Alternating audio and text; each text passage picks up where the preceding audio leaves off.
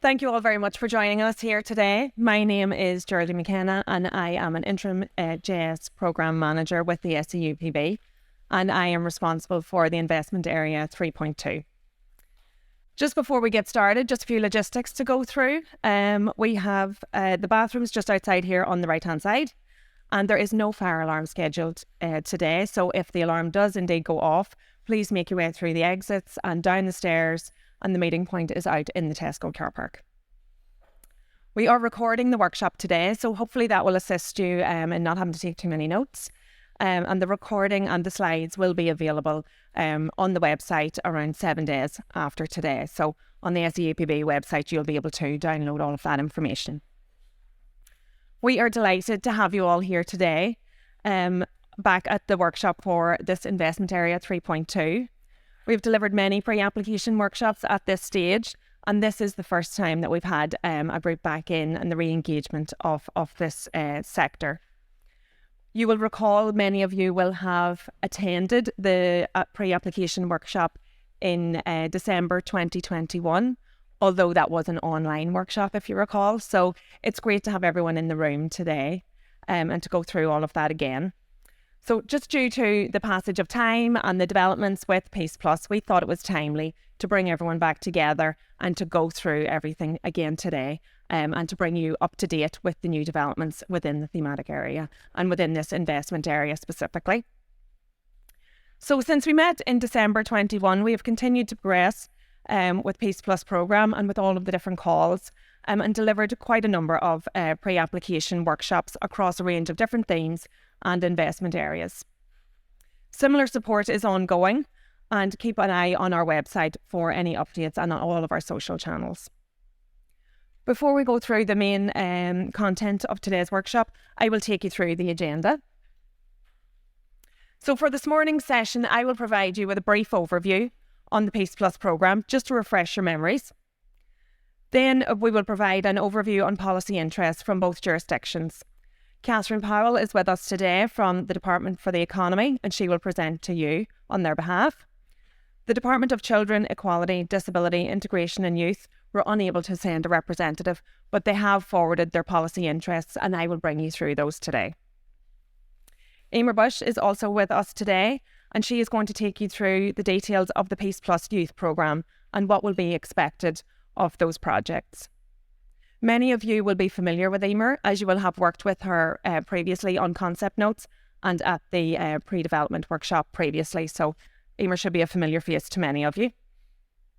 Finally, there will be an opportunity at the end of this morning's session to ask questions, so I will ask you to please hold your questions until that point. We have created a frequently asked questions section on our website, and the questions and answers from today's session will be added to that.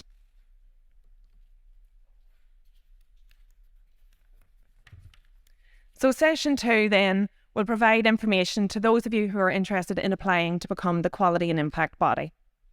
Like with session 1, there will be an overview provided by the accountable departments on their policy interests, followed by a presentation from Emer on the requirements of the Quality and Impact Body, and she will take you through the concept note and all the detail on that. We will finish that session with another question and answer session, and to close the day, we will then have lunch out in the lobby area. So this is a great chance to network, and I would encourage you to do that as well. So PEACEPLUS, to give you a wee bit of context and set the scene and refresh your memories on PEACEPLUS and the development so far.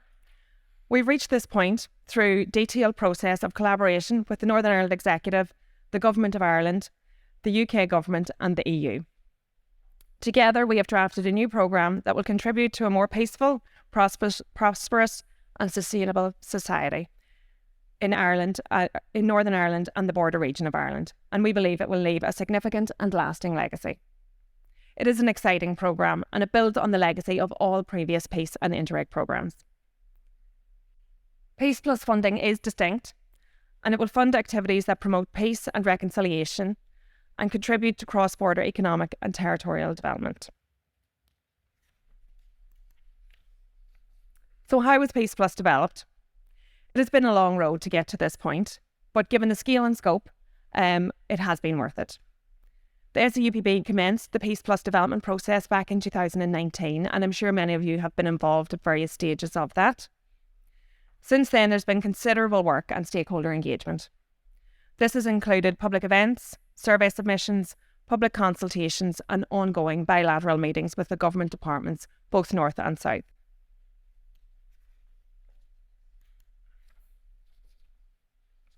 The value of the programme, which is quite considerable, is over €1 billion, and we are delighted to be able to administer such extensive funding. The ERDF contribution is 80%, and this has been matched by the UK and Irish governments, which means applicants can apply for the full 100% of their project value. It is a wide-ranging programme with 6 themes and 22 investment areas, and all investment areas will have a sharp focus on the peace impacts and the legacy they will leave. Cross-community and cross-border collaboration is key to the programme, and all projects must demonstrate peace impacts. The Commission does allow for participation with partners outside the area of Northern Ireland and the 6 border counties. And if you are considering partners from outside of the region, what matters is that the benefits of the project are significant for the programme area.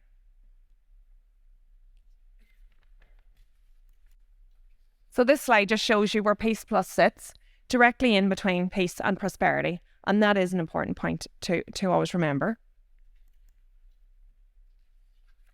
This slide shows you where Theme 3 sits within the other thematic areas within PEACEPLUS, and I won't go through all of these, but you can see there where Theme 3 sits, and 3.2, the PEACEPLUS Youth Programme, sits within that.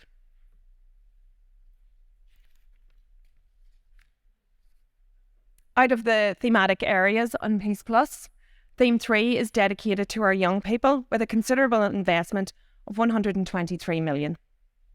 Within Theme 3, there are 3 individual investment areas, and they're set out here. 3.1 is our shared education investment area, and this will encompass 2 different calls. So one for shared education initiatives within formal settings, and the second call will be shared education projects in non-formal settings. Investment area 3.2 is what we are here to discuss today, and Emer is going to take you through all of the detail on that. Finally, the other area within this thematic area is 3.3, and it focuses on youth mental health.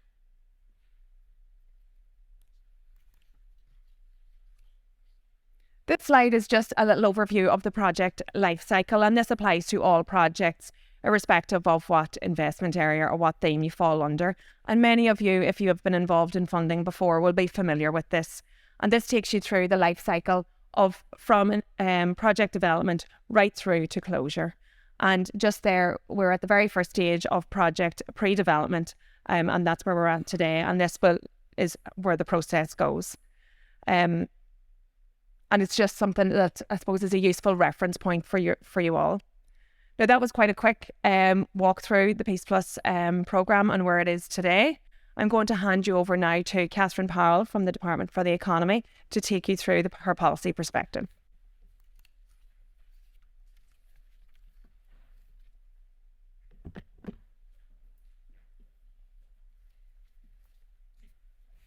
Thanks, Geraldine. Good morning, everyone. It's really nice to see everybody here. I think it's been a while for me, certainly, since we've had sort of an event like this. And it's nice to see a lot of familiar faces. But those of you that don't know me, I'm Catherine Powell. I'm Head of Youth Inclusion Branch in the Department for the Economy, and we are the accountable department for the PEACEPLUS Youth Programme. And just on behalf of the department and my team, some of whom are here today, I would just like to start off by sort of expressing our delight in reaching this as a really important milestone in the implementation of this theme. And significant work has been undertaken to date, both with Emer and Geraldine. And I just wanted to sort of put on record our thanks to SEUPB and our cross-border partners in Department of Children, Equality, Disability, Integration and Youth, who unfortunately can't be here today.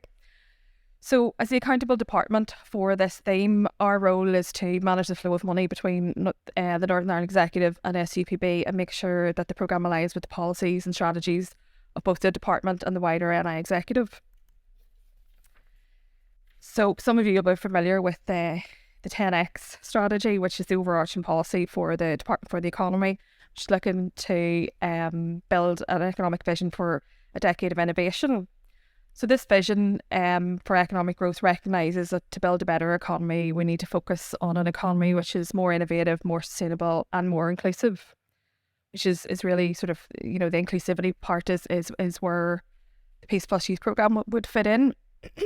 If we are to make our economy more inclusive, we need to recognise that there are some groups out there who aren't able to access the benefits of growth. And we know that educational attainment is an important indicator of earning potential, and that the more people that we can help to gain higher level qualifications, the greater their opportunities for accessing those benefits, which is really where this programme comes in, role to help young people to find a way to get to those sort of qualifications and training. Young people are disproportionately impacted by adverse economic conditions, and those were recently exacerbated by the COVID-19 pandemic. And those young people who are impacted in that way, they have, in terms of their learning and education prospects, are disproportionately impacted. So we have about 9% of all young people in Northern Ireland fall into that not in education, employment or training category. And that's been a persistent issue over the years alongside high levels of economic inactivity. So those are key recommendations that the department are looking at in order to sort of try and improve things under the 10X strategy. So one of the key strategies that we have going forward is the skills strategy, Skills for a 10X Economy. And one of the recommendations there is to look to address the skills imbalance between individuals and opening up pathways to support young people, all individuals, but particularly those with young people with low or no qualifications, and really to look to remove the barriers for participation. So we have a lot of mainstream programmes that are aimed at helping such individuals and skilling up young people. So those include Skills for Life and Work, the Northern Ireland Traineeship, Apprenticeship, FE provision, HE provision. All those programmes are really accessible to most young people, but there is a cohort of young people who for various reasons just aren't able to access this provision or don't understand that maybe that's there for them. So this programme really will provide an opportunity to develop the capabilities of young people to help them take their next steps on their journey by removing some of the barriers to accessing these programmes. And just to touch on the Department of Education's Children and Young People strategy, that strategy highlights that certain groups of young people may require greater support to ensure that they remain engaged in education or training and move towards employment. And finally, sort of the key strategy where this programme sort of came from is the T-book strategy, Together Building a United Community. So that's the Northern Ireland Executive's Good Relations strategy. It outlines a vision for how government, the community and us as individuals can work together to build a united community in Northern Ireland and to achieve sustainable change for our young people. So we in DFE are responsible for the United Youth Headline Action.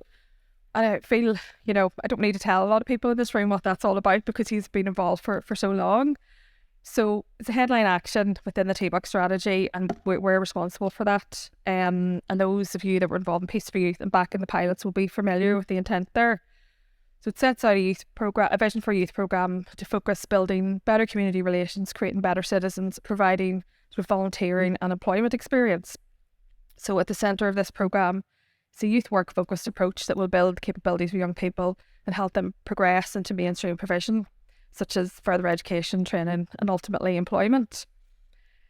So the hugely successful Peace for Youth programme, and I would just like to take this opportunity to everybody in the room is to congratulate you on how successful that was. I know we didn't really have much opportunity during the COVID restrictions to come out to all of the celebration events, but we tried where we could. So I just want to take this opportunity to thank you all. So because it was so successful, we really sought to continue this through the new programme. So as accountable department, I've said before, we have that role to manage the money and, we work closely with SEUPB to ensure the successful implementation of the programme.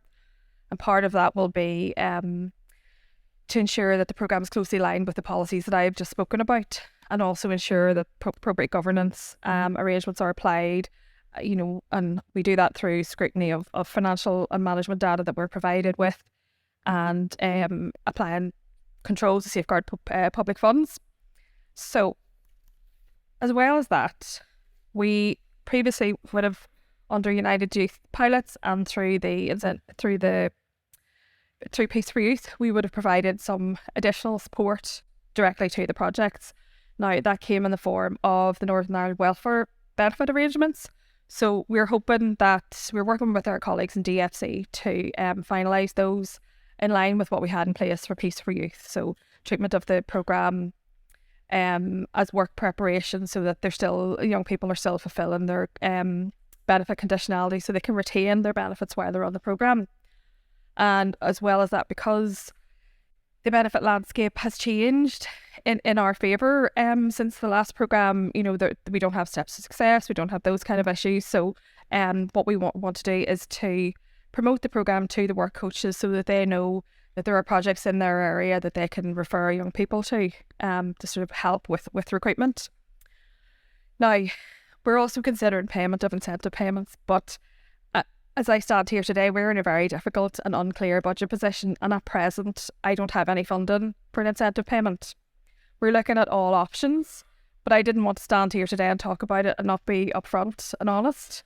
Now, I don't have any more information, but I hope to be able to provide a more definite picture in that respect before the call opens.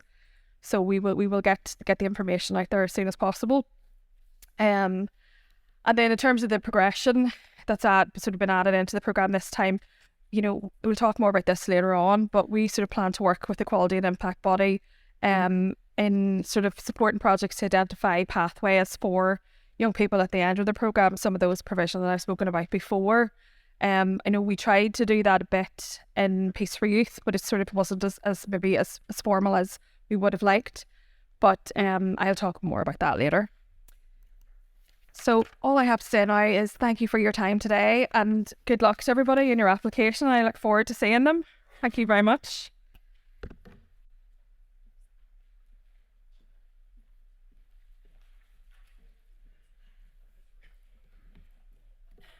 Thank you very much, Catherine.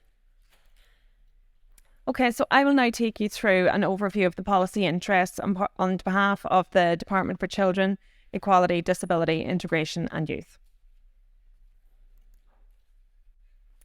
The Department's national policy on children and young people was set out in Better Outcomes, Brighter Futures, the National Policy Framework for Children and Young People 2014 to 2020. This sets out the 5 national outcomes for all young people, namely that they should be active and healthy, achieving in all areas of learning and development, safe and protected from harm, have economic security and opportunity, and be connected, respected and contributing to their world. The Department would see this investment area as supporting young people to thrive across all 5 of these areas, but most notably Goals 4 and 5.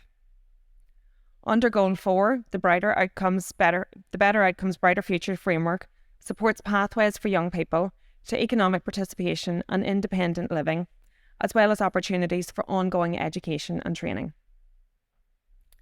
Goal 5 also sets out a number of more specific aims, namely that young people will have a sense of their own identity, free from discrimination, that they will be part of positive networks of friends, family and community, that they will be civically engaged, socially and environmentally conscious, and that they are aware of their rights, responsible and respectful of the law.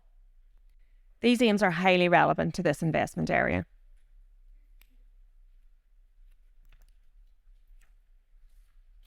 Likewise, the Better Outcomes, Brighter Future framework sets out a number of transformational goals.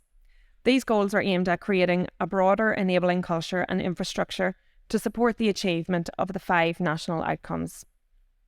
These are set out here on this slide. Of particular relevance to this investment area are the emphasis on earlier intervention, on strengthening transitions, and on collaborative working.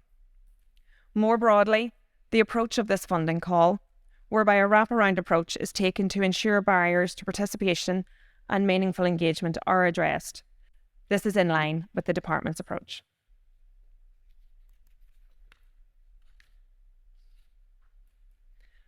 The Department is currently developing a successor national policy framework for the children and young people to be published later this year. It is expected that the 5 national outcomes will be retained.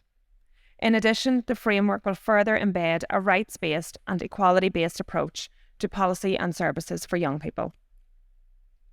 The published blueprint for the new framework states that the well-being of children and young people is a core measure of our success as a society, and government must support children and young people to live happy, fulfilled lives to the maximum extent possible.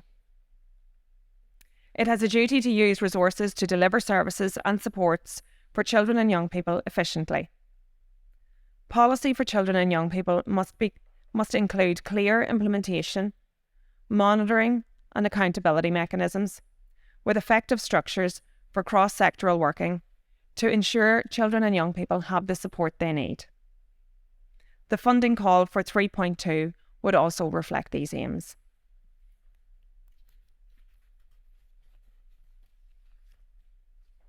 The funding call, you will be aware, seeks to support projects that take a youth work methodology. This is in line with the recognition in Ireland's National Youth Strategy 2015 to 2020 of the particular transformative role that participation in youth work activities can have for young people across the board. And this especially can be the case for young people with fewer opportunities. And this is the cohort that are intended to be the beneficiaries of this funding call. To conclude, the Department would encourage applicants to consult the documents outlined here while preparing your application. We would also encourage you to take into account the National Framework for Children and Young People's Participation in Decision Making 2021. And applicants are required to take a strong youth participatory approach. The Department would like to wish all applicants every success with the process. So I will now hand you over to Emer Bush, and she is going to take you through the detail of 3.2.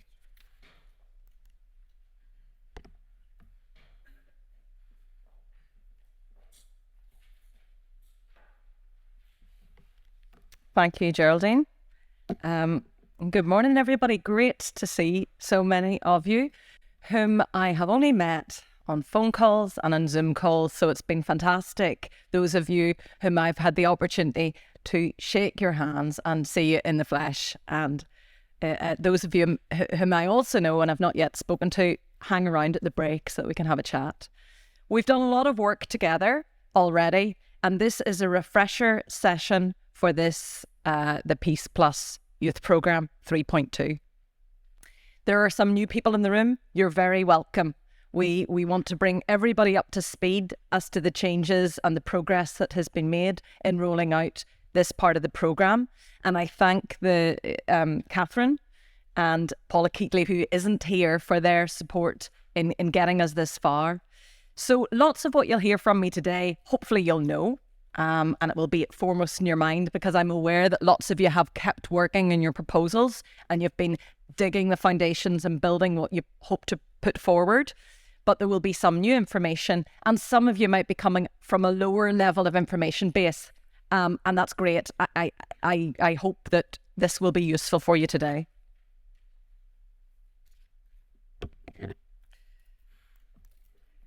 Refresher slide very much, just to remind you of the objective of the PEACEPLUS Youth Programme. And I am repeating some of what was said by the accountable departments. This programme is here to enhance the capacity of children and young people to form positive and effective relationships with others from a different background, develop their confidence and future potential, and make a positive contribution to building a cohesive society. All these slides will be up on the website very soon after this. My apologies if they're quite text heavy, but I think it's important that you've got this text here in advance of the call coming out, which will be incredibly useful when it comes out. And it's a fantastic document. It's comprehensive. In the meantime, you've got this. Embedded in this, and I shouldn't need to say it, but of course I will, is peace. Are the principles of peace, peace building, peace and prosperity, and building a cohesive society. And who better to do that than the young people? Catherine paid tribute to the Peace for Youth programme. Those of you who were involved in that have clearly done a stellar job. And now this is an endorsement of what has gone before, and you're going to build on that. And there's some added objectives that we've put into this new programme to build on the success of that. It's targeted at the 14 to 24-year-old age group who are disadvantaged, excluded, marginalised, have deep social, emotional issues, or are at risk of becoming involved in antisocial behaviour, violence, paramilitary activity. And we see lots of that, unfortunately, year round. We might be coming into another season of it. The participants will typically not be in education, employment or training. Very interesting statistic that Catherine gave us there. For Northern Ireland anyway, that's 9% in Northern Ireland. In terms of Paula's slides that Geraldine gave there, she talked about young people with fewer opportunities. So you really want to target these applications at those 9%, people with fewer opportunities, young people who are the hardest to reach. So as a rule, these are young people who do not readily engage, who are difficult to sustain on programmes. And we get that. And I'll talk later on about dropout rates and how you deal with that. The majority of participants, although the age band is 14 to 24, the majority will be over 16. And I have another slide later on that will talk a little more about that.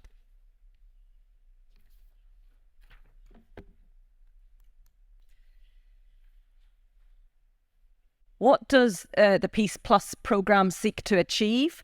The basic results at a very high level. It seeks to, the result shall be that you shall have large cohorts of young people, and we'll talk about numbers shortly, who, as a result of their participation in the programmes you run, have enhanced capacity to form positive and effective relationships with others from a different background. And you'll have to measure this. That their confidence will be developed at a personal level, and that their life circumstances, their aspirations will have improved. And I know these are big asks. I know this is hard, but it's really important work. And that they will be more willing to make a positive contribution to a more peaceful, prosperous, and cohesive society.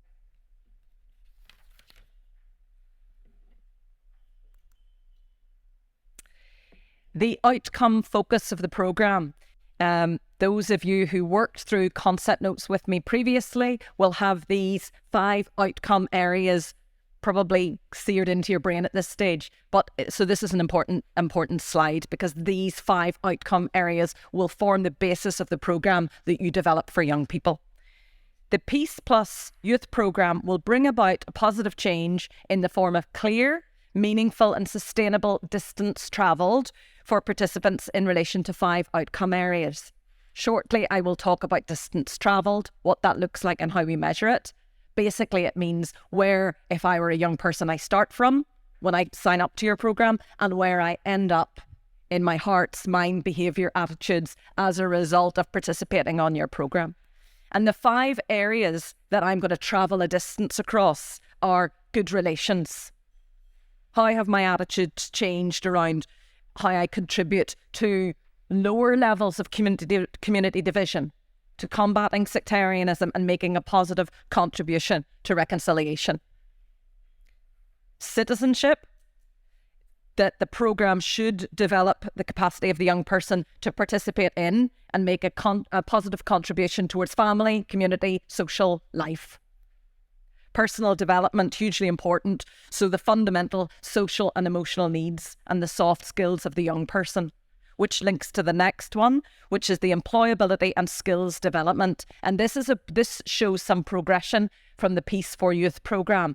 These next 2 bullet points were not there previously. In terms of soft skills, we're not talking about direct training of particular skills, but the add-on soft skills, and I'll talk about those in another slide, but those that are deemed essential, interpersonal skills, problem solving, presentation, those sort of the skills that will bolster a young person trying to go into the workplace, the volunteering, training to present themselves. And finally, and we understand that this is more challenging, but the positive progression.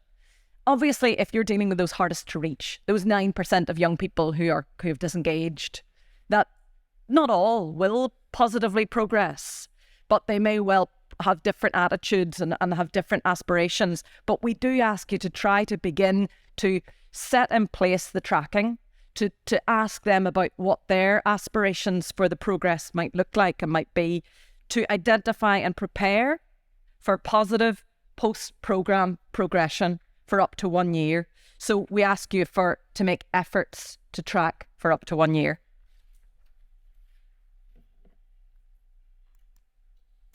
The essential components of a PEACEPLUS youth programme. What must it be packaged? What must the package for a PEACEPLUS youth programme look like? When the call comes out, there's brilliant information in the call, and it's much more detailed than this. And you're the experts. I've got a room here today full of youth development experts who know this much better than I do. So you must deliver this via an explicit, outcomes-focused, professional youth work methodology. It must be closely aligned with an agreed set of principles and practice standards by suitably qualified and skilled professionals. And I know you have teams of professionals behind you who can deliver in these programmes or can recruit those in to deliver the programmes. Collectively, the projects that will be funded under the PEACEPLUS Youth Programme must cover all of the programme area. I'll refer you back to one of Geraldine's earliest slides that put the programme area up there. I think by now everybody knows that the programme area is all of Northern Ireland and the 6 border counties of Ireland. Your project individually may not cover that area, but the projects that we fund, and we think there will be 6 to 9 of them, collectively will cover that entire area. Some will be cross-border, perhaps most will be cross-border, all will be cross-community. They must be cross-community. Cohorts must be cross-community. And cohorts, the groups that you bring on initially, I understand that there may be some initial single identity work with those cohorts to get them up and running, but very quickly, it is the PEACEPLUS programme. It's the 5th PEACE programme that we've had. And it's really asking you to do tough work is it tough? Young people are probably much more open-minded than us who have been around for longer. But to bring them together and have them work together. At this stage, we anticipate 4-year projects. Unfortunately, and we're all frustrated by it, there have been delays in the signing off of the PEACEPLUS programme. And you now have the opportunity to build a 4-year project, and that will include some lead-in and some wind-down. I'll talk a bit more about that in another slide. There must be significant engagement in purposeful, meaningful, and change-focused activities. So you'll have a whole range of activities for the young person.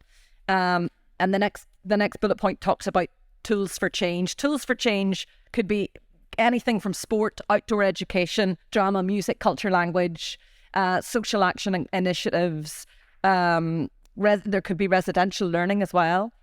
There's scope built in the PEACEPLUS Youth Programme now to do international visits, if perhaps not for everybody. Of course, not for everybody because the numbers are too large, but there might be small groups that you might want to take either outside of the programme area or outside of Ireland, north and south. What else do I have on that slide? Must use a range of complementary activities in response to the needs of the young person. You will, when you put your application in, have a concrete programme in place, but we do understand that within that programme then, there will be an element of co-design with the young person, that one programme will not fit all, and that there will be an element of adjusting and flexibility, and I should be using that word more often in this presentation, because there is flexibility within a fairly tightly described programme. And I've also mentioned online delivery in that 3rd bullet point from the end. We've come out fairly unbelievable to think that just over a year ago, I delivered this presentation online because there was a spike in Omicron. So hard to believe that 3 years ago, a huge number of you had to very, very quickly go to deliver your youth programme online. And I can't imagine how difficult that must have been. but apparently you managed it and did it very well. Now, we haven't abandoned online delivery, and there's a time and a place for it. And we're saying, yes, have it at an appropriate level and where it's justified for whatever reason. You know, there might be different reasons to do with access, to do with, disability, to do with young people disengaging. It might be the slow way to bring them on board, building trust, etc. Again, you'll know better than I do. But an appropriate level of online is quite acceptable. However, we do see this as being an in-person programme. Absolutely. I don't know why this is towards the end, but always have this up in the forefront. Particular regard must be given to good relations, peace-building aims. Whenever I had my series of online meetings with lots of you last year, I would say, if you build a PEACEPLUS youth programme that can be packaged and delivered in London, Manchester, Edinburgh, it's not PEACEPLUS youth programme. We've got a specific set of issues here for the eligible region for the programme area. We've got the PEACEPLUS money because we have to address issues that are pertinent and relevant to this core area. Yes, young people are young people, and there will be elements of your programme that could be replicable anywhere, but there should be a core part of your programme that is specific and tailored for the needs of Northern Ireland and the border region. So it's not just any youth programme. It really is special and unique. And, well, you know that, but I just have to state the obvious, I think. And then the final bullet point, there is an added emphasis this time. The final two the bullet points on the previous slides, on enhancing employability. So employability skills and progression. Right. Let me talk a little bit about programme intensity. This is again, a significant programme. It's an intense programme. And I get that that's difficult to bring some of these young people on board and keep them on board for that intense period. So I'm going to use the word flexibility here as well, that there is flexibility in how you deliver the programme of this intensity. It may not be completely uniform, but at the end of a young person's engagement, they should have engaged over a period of 6 to 9 months. Their engagement should, on average, be 3 to 4 days a week. And I say on average because I do understand that there may be peaks and troughs in that, but that's what the aim should be.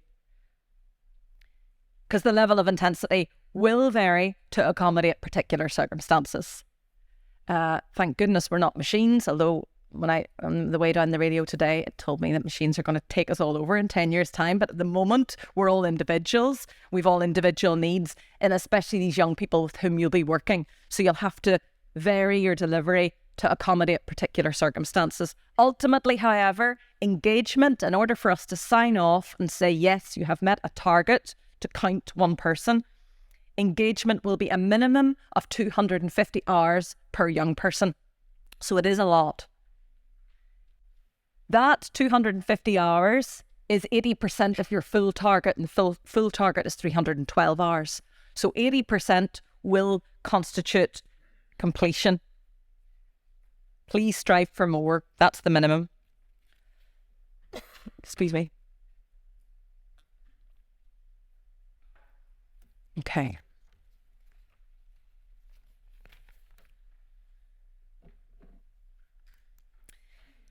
I've told you how in-depth and how hard you'll be working with these young people. Because they're harder to reach, they're young people for whom traditionally it's difficult to engage. You might need additional supports for them. Fine, that's good. We recognise that, and we recognise that there might be additional counselling, supports, etc. that they need. Equally, the youth worker themselves, who will be frontline youth workers, who will be supporting young people who've come through, let's say, trauma, complex lives, etc. And I'm sure you know this, but that you should build in support for them as well. It is an eligible cost. It will come out. I'll talk about this when we get on to budget of your 40% of programme costs.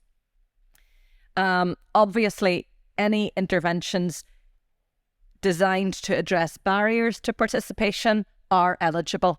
So think about those as well, how you can overcome the barriers to a young person's participation, be that around transport. And I've had conversations with people who are running programs in rural areas that have talked to me about transport issues and how they might overcome those. Language support, disability access. You'll have others, but build that in and talk to us about that in your proposal.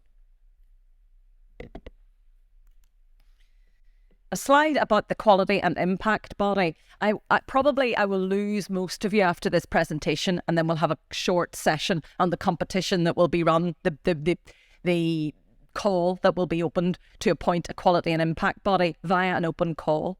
Those of you who were involved before will be familiar that a quality and impact body was put in place to support you. It will be appointed via an open call. Any funded projects will be required to engage actively and positively with this body. It's obligatory, and that makes it sound onerous. Quite often when you say, oh, you must do this, you think but it will be of benefit to you. They will make structured visits to projects, deliver centralised training and activities, support you in the high quality youth work delivery, facilitate sharing and learning of best practice. It's a really small region, really, when you think about it. And I hope and I believe that in the last 12 months, the groups have been talking to one another. I know you all know one another, some better than others, but this sharing of best practice is very important for all sectors. They will offer advice and guidance on the achievement of outputs and results, but that is your responsibility. But they'll help and guide in that, but it's your responsibility to achieve your output and results indicators. More to come on that. And as I say, you must engage with them. It's not an optional, but it's of benefit, and it's a positive engagement when that comes. And it's not every part of the PEACE programme that will have that built in. So actually, it's quite a unique feature of investment area 3.2 that we have appointed a body to support the projects. So I see it as something progressive, important and supportive for you. I mentioned outputs and results there. At a very high level, let's talk about your high level outputs and results. Those projects that are successful in securing funding from the PEACEPLUS Youth Programme and get a letter of offer will, in that letter of offer, have an amount of money that you've been granted, and you will have an output indicator and a result indicator that you must achieve in order to be able to draw down that money. So each project will be expected. This is the kind of standardised. There will be a variation upwards and downwards from this. Will be expected to deliver their programme in full to 1,200 young people. Now, this is quite a jump from the Peace for Youth programme. This time around, we are looking at bigger projects. I know, slightly bigger partnerships and a wider number of young people that will be reached. That is the result indicator, and that is the number of young people completing.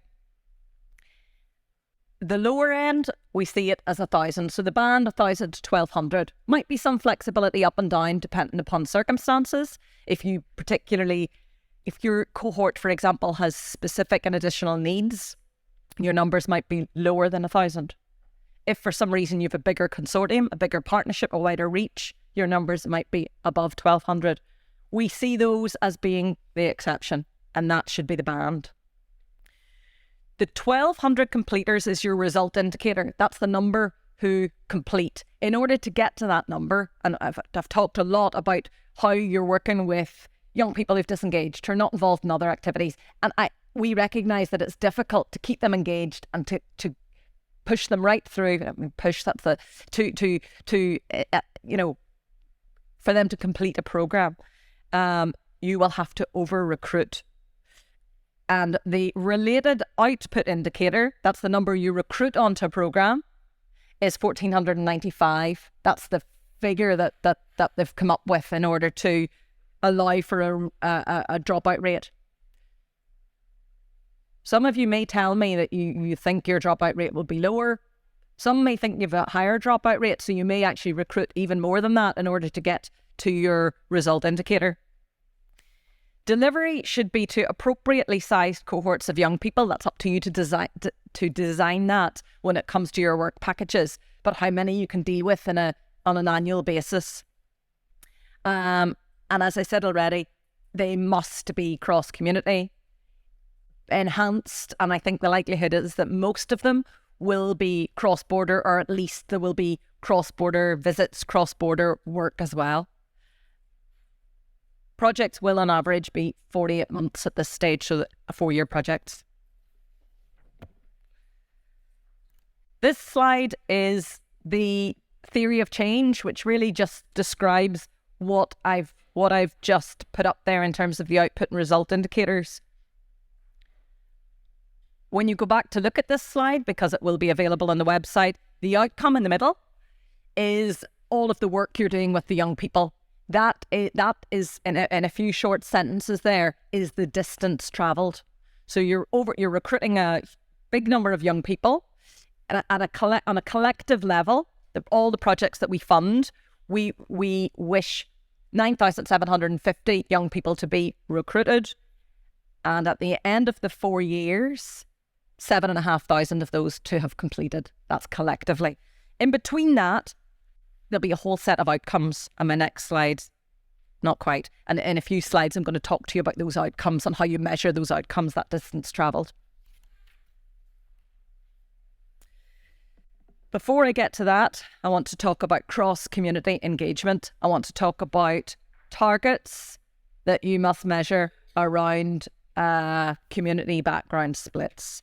All activities must show meaningful, ongoing change-focused contact between young people from different community backgrounds. And in Northern Ireland and the border region, we're becoming a much more mixed society, which is wonderful to see. And we've many more backgrounds than we did when the PEACE programme started out in '95, when it was very much one side and the other side. You'll still see in those slides there that it kind of still reflects that whether I'm saying there that Northern Ireland is 60-40 cross-community split, which just really reflects two communities. The border region of Ireland, slightly different splits, 80-20, still reflecting two communities that Northern Ireland is, that reflects Northern Ireland, but it's much different now. So minority, ethnic and new communities will be included throughout the PEACEPLUS programme.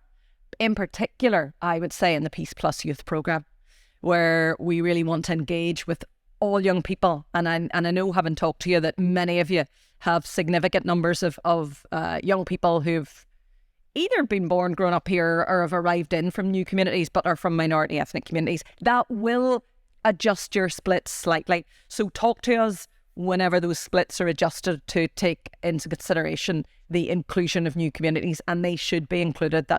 I should be seeing those in all projects coming forward. A little point there, I think I've already made it. Overseas placements, not really placements, well, they might be placements, but overseas trips or visits or structured visits to other parts of the world, other parts of Europe, even just maybe over the outside of the programme area, where it can show benefit for learning, development, inclusion and peace building.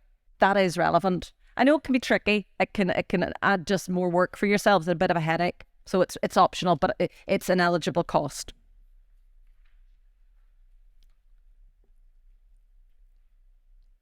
There's I'll just, before I go on from that, it's just about the splits, because I have been asked a lot about that. And if there is a deviation from the splits that is presented there, you will need to present a well-argued case supported by robust evidence. So those are the splits that we wish for you to achieve. If you feel that there's going to be difficulty in getting to those, you should talk to us about that. Here's a slide about young people under 16 years. Obviously, that's still statutory school age. And if you're working with young people aged 14, 16, it should be out of school predominantly. Early intervention, the 14 to 16-year-olds, should be there to prevent disengagement from school and support good relations aims outside of school hours. So they're very much part of the programme, and we see them being engaged outside predominantly of school hours.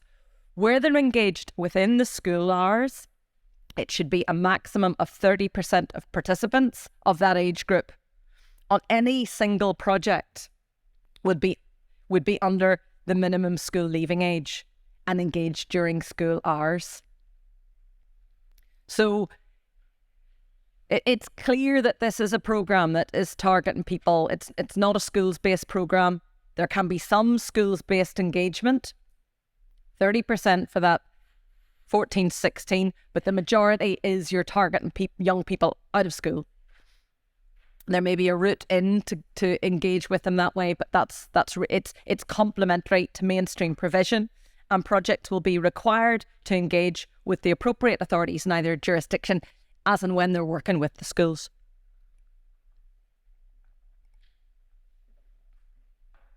Again, I've used the word flexible. The penultimate bullet point there does say that we always want to be flexible. We want to listen. Variance may be acceptable in appropriately justified circumstances.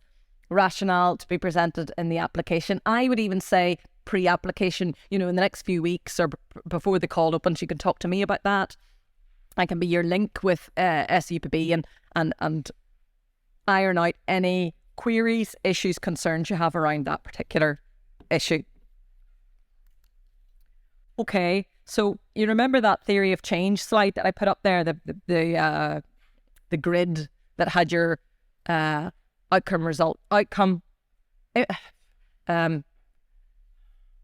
I'm going to forget. Output, outcome, result. This is your outcomes in the middle, your distance travelled. So each project must build in evaluation and budget for it.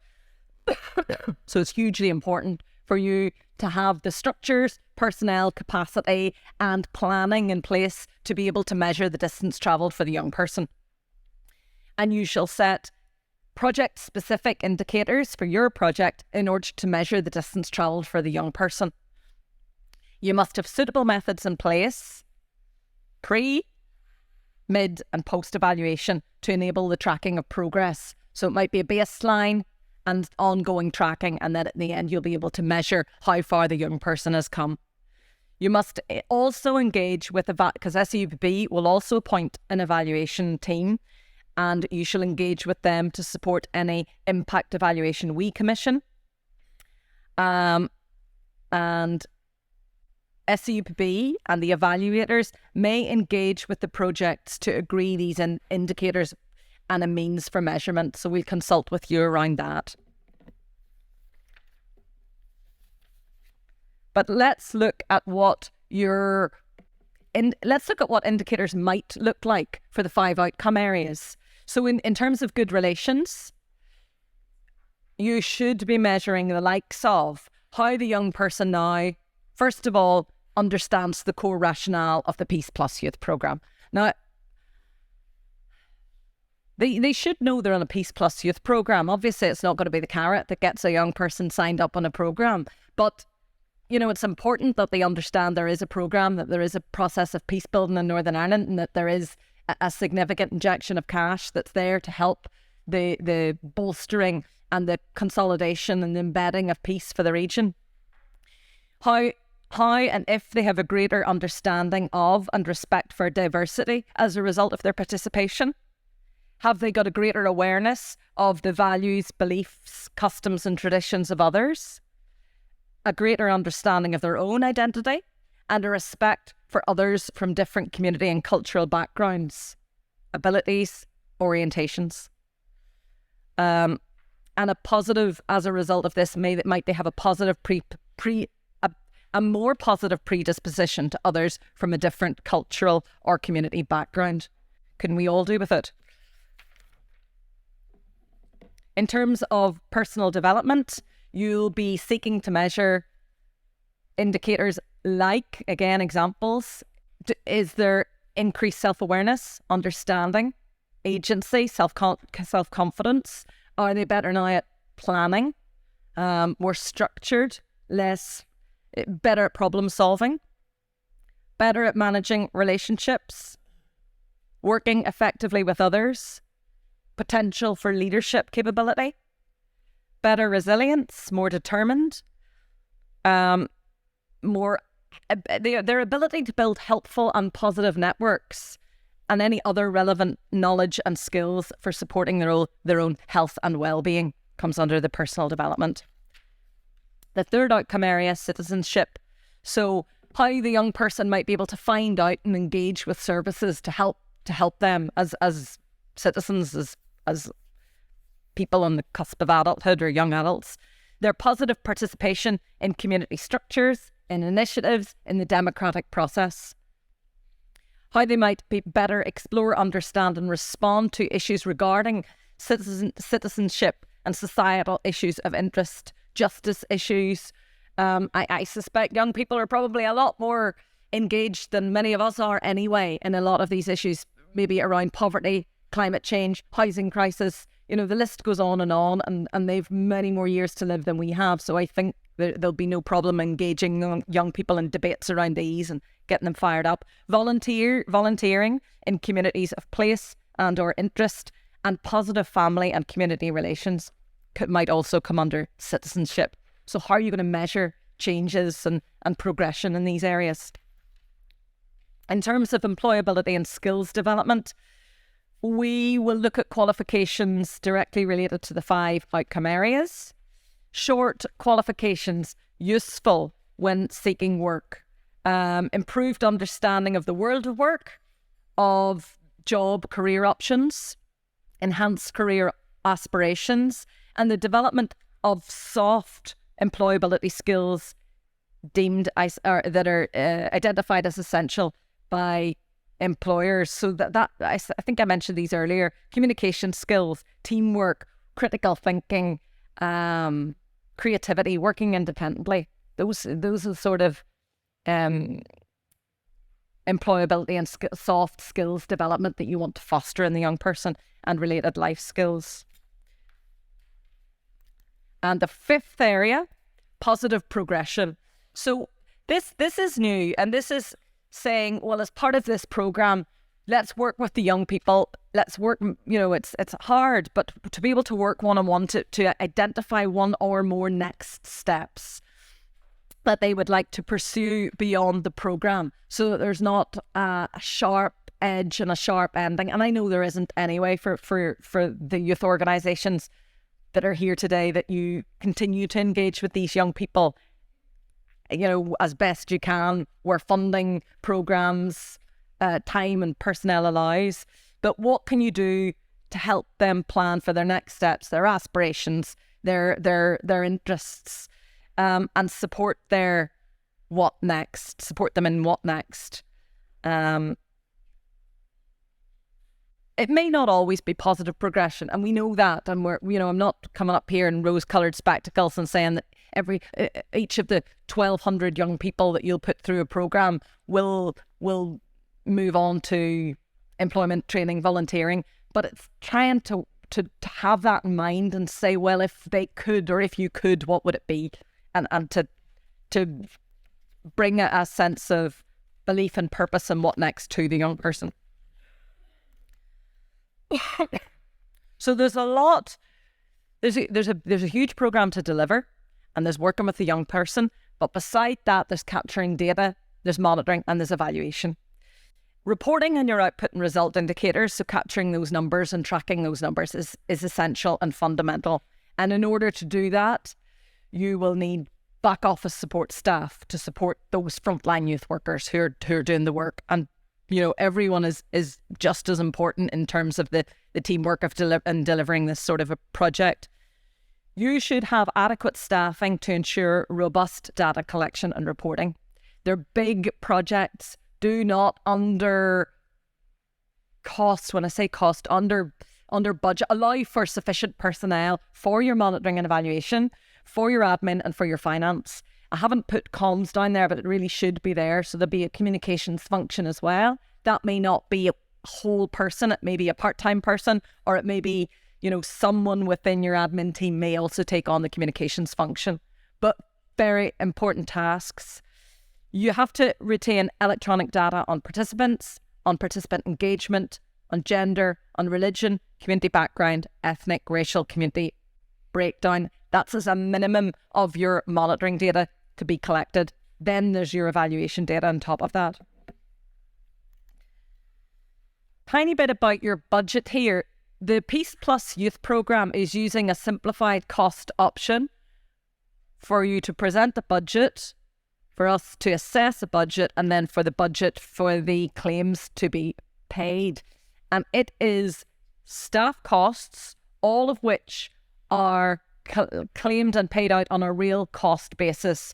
And those staff costs will be frontline delivery youth workers and those staff that I've just mentioned in the previous slide who will support with admin, finance, monitoring and evaluation, perhaps some comms. If there are management staff, small percentages of management staff, they will not be eligible for that staff cost, because we generally say you've got a CEO. Those of you who did the pre-application support with me will be familiar with this. We thrashed it out. You've got a CEO and you want to attribute 5 or 10% of their time. We cannot put that under staff costs. It has to be staff that's involved directly with the delivery of the programme. They may not all be 100% funded, but they should be significantly involved and funded under that. They will be reimbursed on a real cost basis using the fixed percentage of whatever it is they're working in terms of their gross employment. And we do understand that also some of them may be contracts and coming in to deliver shorter chunks of work. And again, that'll be on the real cost basis for staff. All other costs that are not staff costs will then be paid on the basis of a flat rate of 40% of your staff costs. So everything from which all of your programme will then come out of that 40% of the fee, and we will not dig in any further to what that is. But you must be sure that you can deliver a quality, meaningful, sustained, and programme that delivers on all of those 5 outcome areas with that 40%. I'm sure there's lots more we could talk about that, but I am available, obviously, afterwards for any queries. Just want to talk about some of the programme principles. I won't labour this too long because there's lots in the call document when it's available on this. The PEACEPLUS programme obviously is young person centred. They're the important the central person when it comes to the delivery of the programme, and you will adjust and be flexible according to their needs. Organisational staff values and behaviours should be characterised by empathy, respect, compassion, outreach, and patience in working with the young person, and engaging with the young person. Respect for difference is a core programme principle, as is the importance of a central positive relationship for the young person in the project.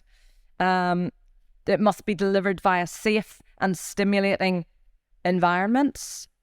All of these projects will be delivered on a partnership basis. So that's partnership between numbers of different organisations who are coming together to deliver it, but also partnership between the youth workers and the young people themselves. And always there will be a commitment to innovation, quality and continuous improvement. And we're committed to that as well, and showing our commitment to that through going out for a call for applications to appoint a quality and impact body to help support you in innovation, quality and continuous improvement.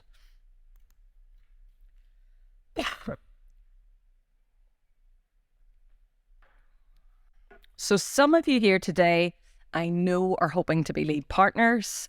Many more of you here today are project partners. All are important roles, all come with responsibilities and risks and defined roles. But I'm going to labour the point a little on the lead partner role. So the lead partner will enter into a partnership agreement with its partners. And in some ways that will devolve some responsibility down to your partners, but ultimately the lead partner will sign a letter of offer and a contract with SEUPB that will say, I accept overall responsibility for ensuring implementation of the entire project. And the role of lead partner, and many of you have done it before, it's wide-ranging, detailed, technical, take a lot of time, effort, sweat. So the particular areas I want to touch on are project coordination and delivery. So here you are today at the process of pulling it together, of agreeing with your partners what it looks like, of in the next, let's hope, 2 months, if not sooner, beginning to work on the GEMS portal and putting that bid, uploading it, and making sure then, if you get to letter of offer stage, that you're responsible for the smooth implementation of the entire project. You're coordinating all partners and making sure that all activities are delivered according to what you've presented in your work packages. In terms of financial management, big projects, you will be responsible for budgetary control, eligible and timely claims coming in, that there's sufficient cash flow allocation in place for partners, and you will accept risk in the event of ineligibility and or failure to meet targets. The lead partner will be the one ultimately responsible for reporting, record keeping, overseeing the monitoring and evaluation, for communication, both with partners and the structures that you have to communicate, meet with. Treat this as a whole project and not as a number of individuals working in silos. It definitely doesn't work that way. You come together as a project partnership to deliver one project. In terms of training, this training might be training that's offered by SEUPB, for example, on the GEMS portal, once you get a letter of offer and how you put in your claims, how you do your reporting. But also for this particular investment area, there will be training offered to you by the Quality and Impact Body. So that will go through the lead partner and you'll be responsible for pulling all your partners together and making sure they're involved in that. And policies and procedures. Again, I know you're highly regulated. You have policies and procedures in place. You've always got a close eye on safeguarding, on equality, on working with vulnerable young people. All of those must be in place and must be refreshed regularly. I've got a bullet point there on first level control, which is some new information on that, which we may not have touched on because we've moved on that. First level control is the verification of your claims that come in, and that is managed by the financial team in SEUPB. There will be a change in the PEACEPLUS programme in that SEUPB will conduct first level control on the lead partner claims. The partner claims, we will now be asking the lead partner to procure suitably qualified outside agency to conduct the first level control on partner claims. I can give you more information about that afterwards when you engage with me afterwards. You should set aside, I would say, 2 to 3% of your budget for that. Again, that's advisory at this stage. You might note that down, but we'll have more information about that in the coming weeks. Just to say that there will be it'll come out of your 40%, but that there will be money required for you to undertake first level control. To appoint first level controllers for your partner budget. Little bit about timelines and a few other things as well. So participants should be costed at no more than €6,000 per head. And that's completers. That's the number of completers. At no more than, might come in lower, but it should not come in higher than that, despite the fact that we've suffered huge inflation in the last 12 months. Unfortunately, the PEACEPLUS programme amount is set. 45 million is available for this investment area. The average grant size likely to be in and around the 7 million. If you do the maths there for the numbers of young people I've quoted earlier, for the €6,000 per head and what you get to. Some may be higher, some may be lower, and we're anticipating somewhere in the region of 6 to 9 grants. It's a competitive process, and I'm so aware of this. And I enjoy seeing what's coming in. I really enjoy talking to you, and I'm kind of very engaged and bought into everybody's project, and I'm aware that there are going to be difficult decisions made when it comes to assessment. So just to reiterate that it is a competitive process, and that's the way it goes. Likely to open in May, at the end of May, and I've said here an 8 to 12 week application window. That is yet to be decided. There's been a lot of work done with the PEACEPLUS youth sector, and there's a great state of readiness for applications to be made. The shorter we can make that, the quicker, hopefully, we can issue letters of offer. But at the moment, I'm saying an 8 to 10 week application window. 1 stage process onto the GEMS. Assessments in autumn. Decisions, we hope, by the end of the year, and all systems go for projects commencing at the start of 2024. This call will be amongst the first to open. The call document, when it's available, it's still being fine-tuned. It's really good document, and thanks to the team and the departments who've worked really closely together in getting all of that supporting information and detail together. When it's available, make sure you've got it and read it and highlighted all the bits that you need, and any other supporting information. One-step portal, system on the portal, as I've said. Be clear in your work packages, I would say. I've been told this from the Peace for Youth programme. You're going to be tied to these for 4 years, so make sure that you are putting in work packages that you can deliver on, and that you in 4 years' time or in 1 year time, you won't say, "Why did I put that down?" I was being. You want to put together work packages that you can do, you can deliver, you can be clear on. The concept note for this investment area has been and gone, but I am here, willing, available to take calls, emails, to talk to you up until the call opens.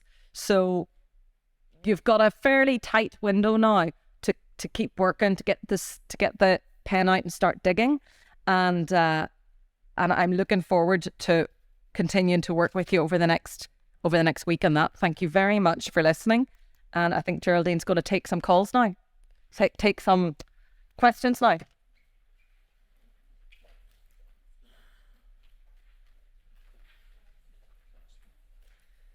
Okay, thank you so much, Emer.